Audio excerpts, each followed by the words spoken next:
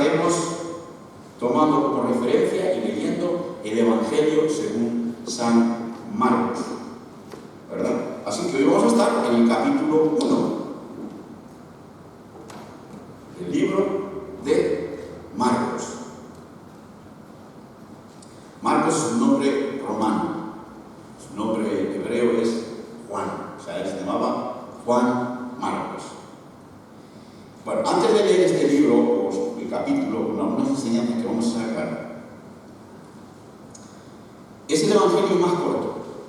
Tú vas a mirarlo esto, compara, si eres buen matemático, te vas a dar cuenta que el evangelio de Marcos es el que menos capítulos tiene. Tú lo puedes mirar ahora mismo si quieres. Es el evangelio más corto, es el evangelio más rápido, en el sentido de que cuenta todo bien rápido, ¿verdad? Y es el evangelio que hace menos énfasis en las palabras de Jesús y más énfasis en los hechos de Jesús. Es un evangelio sencillo y simple. Es el evangelio más sencillo y más simple que tenemos de los cuatro. Y es curioso, porque el domingo pasado, el Señor está dirigiendo incluso los temas que tenemos que tratar, ¿verdad? El domingo pasado estábamos diciendo que habíamos mencionado que hoy hay muchos sectores de la cristiandad que no se da énfasis a la sencillez del Evangelio y empiezan a dar tremendas cosas. Y bueno, este Evangelio es el más sencillito. Es el más sencillito y el más rapidito de todos. Y nos va a dar a conocer los hechos del Hijo de Dios de una forma sencilla, sin mucho rodeo, que hasta un niño pequeño lo puede entender. ¿Ya?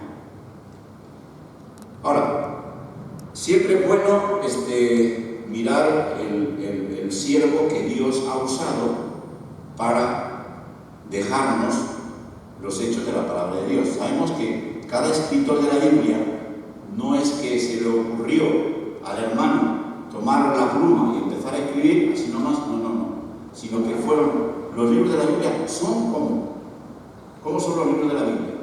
¿Invenciones de cada uno? No, son inspirados por Dios. Dios usó la personalidad de cada uno de ellos y fueron escritos por nombre y inspirados por Dios. Ahora, ¿quién es Marcos y cuándo aparece en el relato de la Biblia? Vamos a orar para ver quién es Marcos. Es bueno saber, ¿verdad? ¿Quién es Marcos? Hay personas que tienen conocimiento de la Biblia y confunden a veces Juan el Bautista con Juan el Evangelista. Una cosa es Juan el Bautista y otra cosa es Juan el Evangelista. Los hermanos de Ashfield tenemos que tener un conocimiento bíblico cuando hablemos con propiedad con otros, ¿verdad? O sea que siempre es bueno conocer estas cosas. Que alguien nos puede decir, bueno, que usted no sabe ni esto.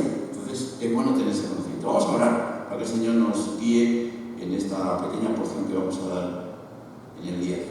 Padre, te damos las gracias por que tenemos los escritos de los hechos que tu Hijo Cristo Jesús realizó cuando estuvo en este mundo.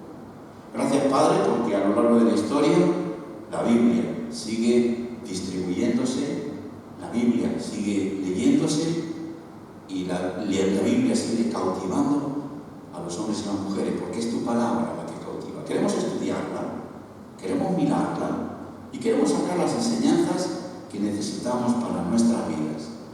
Te lo pedimos que nos acompañes durante este tiempo y que nos des tranquilidad espiritual para así poder percibir lo que tú quieres decirnos en tu palabra.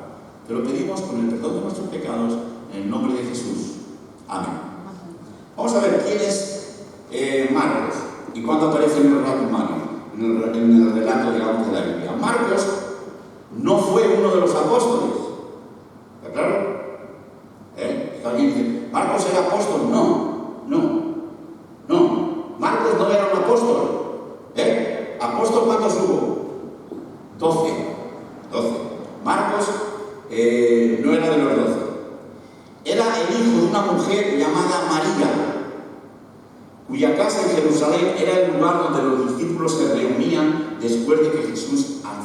ascendió a los cielos. Después de lo que Jesús ascendió a los cielos, no se reunían en una iglesia, se reunían en una casa, y esa casa, una casa de una señora hermana llamada María.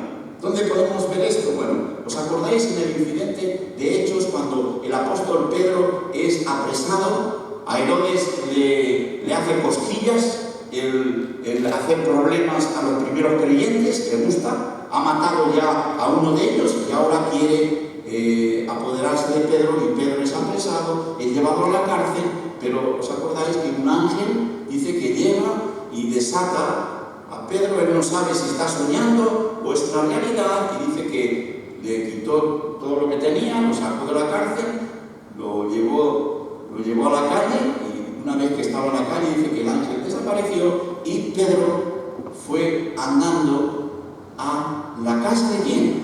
A la casa de María.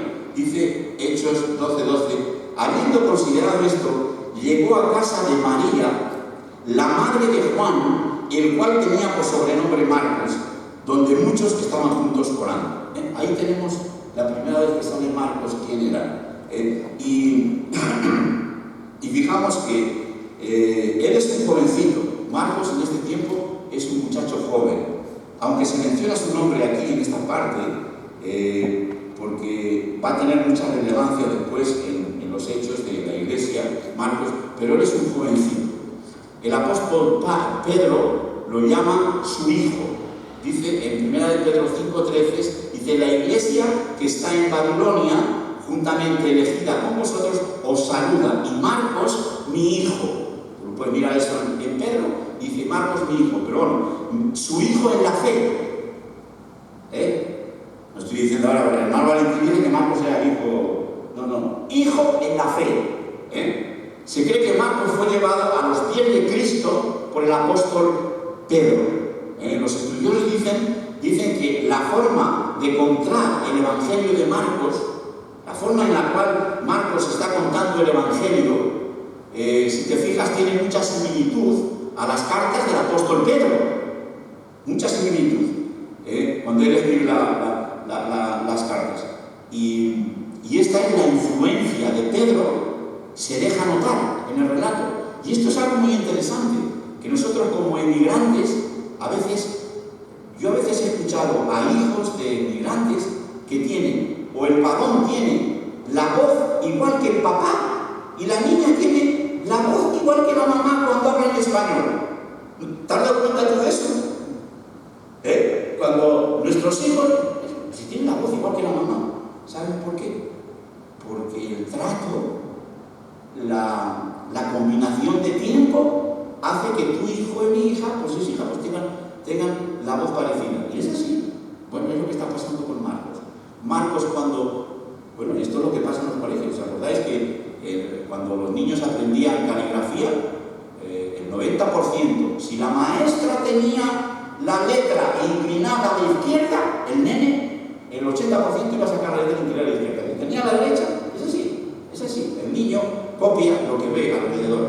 Bueno, ya Marcos es un joven y de alguna forma él, cuando cuenta el Evangelio, tiene un estilo muy parecido al apóstol Pedro. Marcos también era primo de Barnabás o Bernabé y compañero de Pablo en su primer viaje misionero.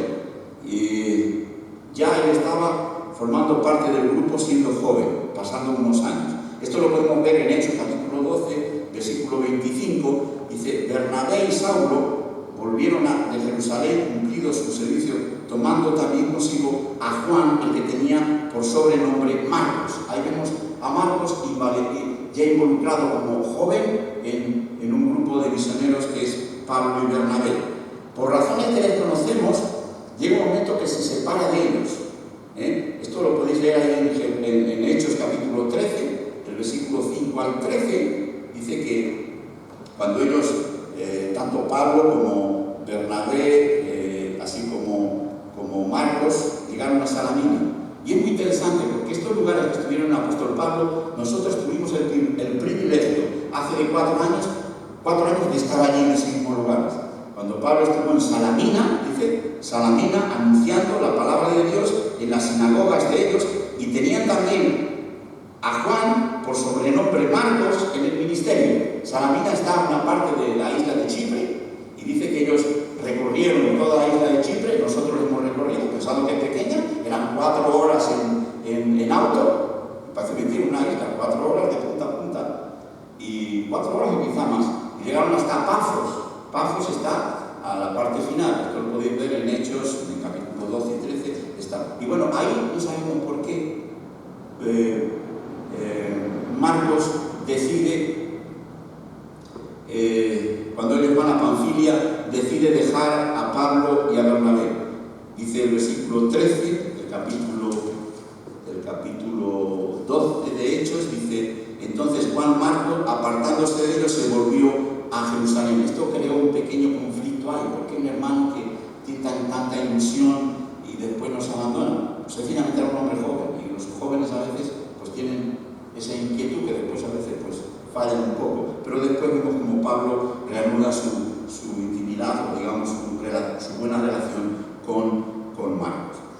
Pero Marcos al final se asocia con Pedro, es su padre espiritual en la fe, y se halla junto con él todo el tiempo, de tal forma que cuando Pedro es muerto, ¿verdad?, él es discípulo de Pedro, y él va a transmitir la experiencia de Pedro en su evangelio, porque él le va a contar las cosas que ocurrieron. Así que esta sería más o menos la introducción de la persona de Marcos. Yo creo que, y yo deseo que tú tengas el conocimiento de quién es este Marcos, ¿verdad? Por lo menos que tengas un conocimiento así un poquito rápido de quién era, ¿verdad? Puedes mirarlo después en el blog, puedes mirar y cotejar las cosas. Pero hay una pequeña enseñanza aquí. Yo encuentro ya una enseñanza práctica en esto. Marcos era jovencito. Y aquí nos trae una enseñanza. Hermanos, nunca dejemos de testificar a nuestros pequeños en casa, ¿verdad? A nuestros nietos del Evangelio de Cristo Jesús. No sabemos hasta qué punto el Señor puede usarlo para la gloria. Marcos está viendo en casa a su mamá, está viendo en casa a otros hermanos que hablan de Jesús. Y luego un momento en el cual él va descubriendo esa realidad y Pedro le presenta a Jesús como Señor y Salvador. Pero ya en casita, ya iba viendo. Que bueno, a veces cuando yo lo leo dice, what is this book here on the table? There's a Bible. You see, le van dejando algo. Le van dejando algo. Y no sabe, hermano, cuando esa persona, ese niño, cuando cree que va a despertar a mí, mi abuelita, fíjate, tiene una costumbre de leer la Biblia. Voy a leerla. Hermanos, no nos olvidemos. Una oración hecha en casa a veces, una palabra, dice el Señor, no sabemos qué alcance tiene que tener. Yo estoy seguro que María, así como los amigos de María, que entonces eran los discípulos, le hablaron a Marcos, y Marcos vio eso en su propia casa. Y fue una oportunidad para que él despertara y ser después un buen siervo de Dios. ¿Está bien? La enseñanza, no olvidemos. A veces nosotros dejamos nuestra Biblia ahí encima de la mesa, ¿no bien? Es en español, pero bueno, ellos saben que ya es una Biblia. La Biblia sí no dice nada, pero dice, bueno, la oración a la hora de comer, en fin, una serie de cosas. Marcos nació en ese ambiente y él nos deja el relato del Evangelio de nuestro Señor Jesucristo. ¿Ok? Bueno, esto sería una introducción, no quiero pasar mucho tiempo en esto y vamos a entrar hoy en 3 puntos del capítulo de Marcos. Vamos a leer el versículo 1 al versículo 13. Vamos a leerlo entonces, porque hay 3 enseñanzas que tenemos aquí. Principio del Evangelio de Jesucristo, Hijo de Dios. Como está escrito en Isaías el profeta: He aquí yo envío mi mensajero delante de tu mano, el cual preparará tu camino delante de ti. Voz del que clama en el desierto, preparad el camino del Señor, enderezad sus sendas. Bautizaba Juan en el desierto y predicaba el bautismo de arrepentimiento para perdón de pecados. Y salían a él toda la provincia de Judea y de todos de Jerusalén, eran bautizados por él en el río Jordán, confesando sus pecados. Y Juan estaba vestido de pelo de camello y tenía un cinto de cuero alrededor de sus lomos, y comía langostas y miel silvestre, y predicaba diciendo: Viene tras mí el que es más poderoso que yo, a quien no soy digno de desatar encorvado la correa de su calzado. Yo a la verdad os he bautizado con agua, pero él os bautiza con el Espíritu Santo. Aconteció en aquellos días que Jesús vino de Nazaret de Galilea y fue bautizado por Juan en el Jordán. Y luego, cuando subía del agua, vio abrirse los cielos y al Espíritu como paloma que descendía sobre él. Y vino una voz de los cielos que decía: tú eres mi Hijo amado, en quien tengo complacencia. Nos damos cuenta como Marcos ya va directo, no cuenta el nacimiento, no cuenta muchas cosas. Y hay tres cositas que vamos a ver aquí en este... Vamos a ver si podemos poner... Hay tres cositas que vamos a ver. ¿Se ve esto bien ahí? Estas tres cosas son las que vamos a ver en este texto que hemos leído. Lo primero que vemos en este texto que leemos, ya en el versículo 1, ya vemos dos verdades muy tremendas.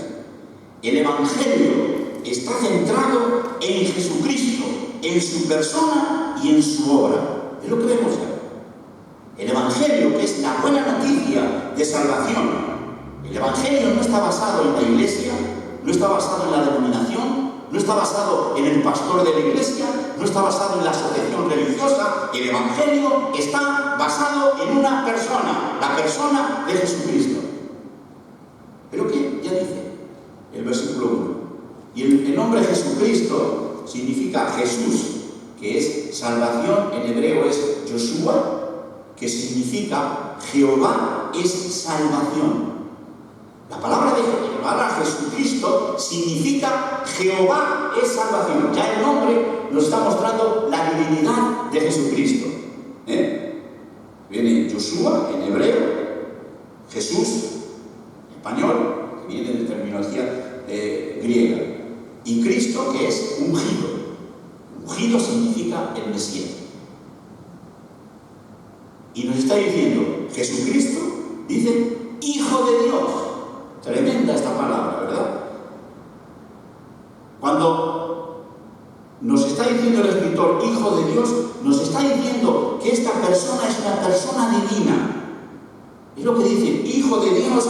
El término Hijo de Dios implica naturaleza divina y nacimiento virginal. Fijaros ya lo que Marcos nos está diciendo en el versículo 1, que no hay evangelio si no hay Jesucristo, y que este Jesucristo es una persona divina, con la palabra Hijo de Dios.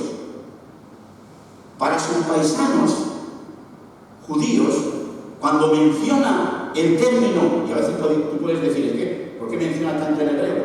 Es que fue escrito en hebreo en un principio.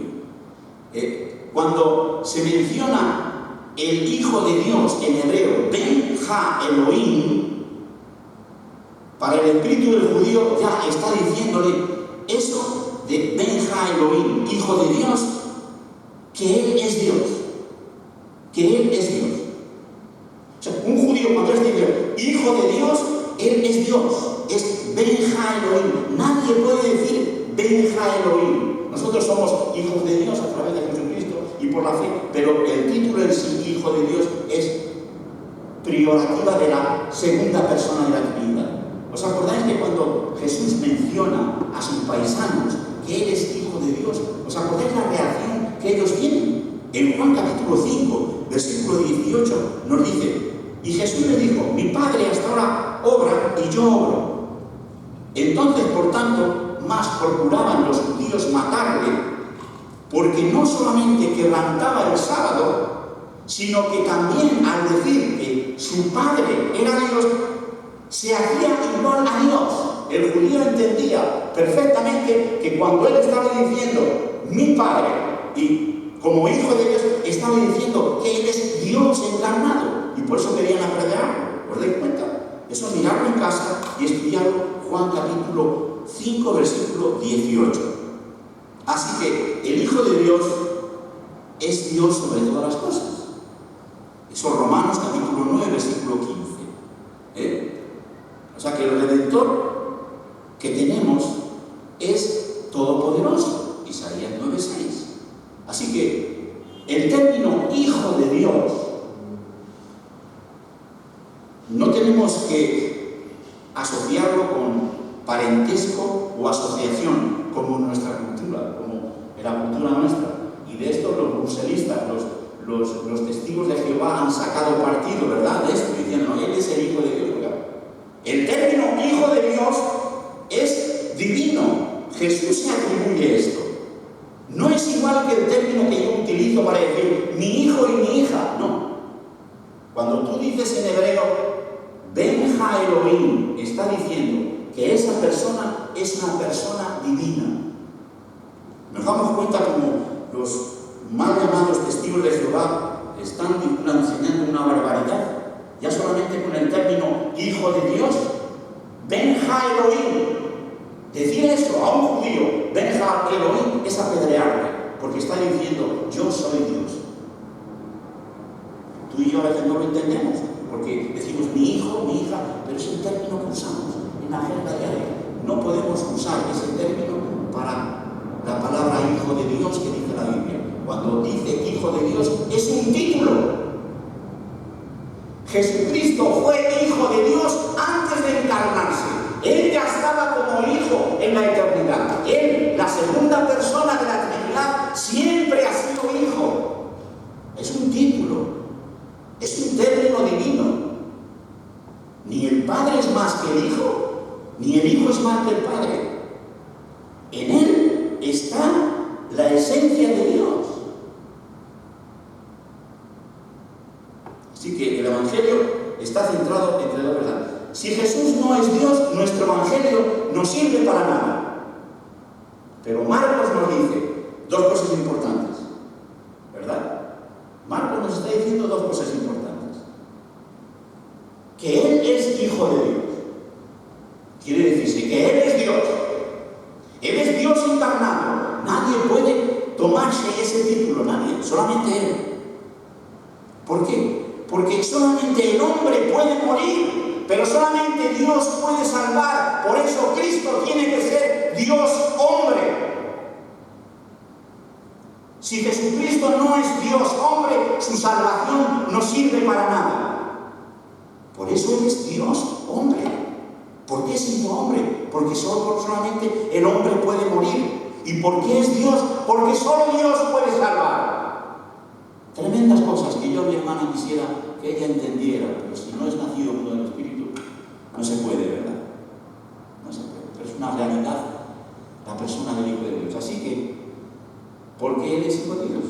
Y la segunda cosa, el Evangelio está centrado en Jesucristo, porque Él vino a salvar a los pecadores. O sea que el Evangelio es eso. Esas dos cositas, para repasar, apúntalo. Llévatelo en tu libreta, porque hay muchos por ahí que predican otro evangelio. No hay evangelio si no hay Jesucristo Dios hombre. No hay. Habrá secta, habrá lo que sea, pero no hay evangelio. No hay evangelio. Es un término, ¿verdad? Si nosotros nos alegramos en ese término, podemos hacerle mucho bien a las personas que nos rodean, que tienen dudas en cuanto a la divinidad del Hijo de Dios. Quédate con esto, que solamente el hombre puede morir, por eso Dios tuvo que hacerse hombre, y que solamente Dios puede salvar. Quedemos con eso, la palabra de Dios nos dice. La segunda cosa que vemos aquí, que el Evangelio está arraigado en el Antiguo Testamento. El Evangelio está arraigado en el Antiguo Testamento, del versículo 2 al versículo 3. Ahí vemos esa realidad.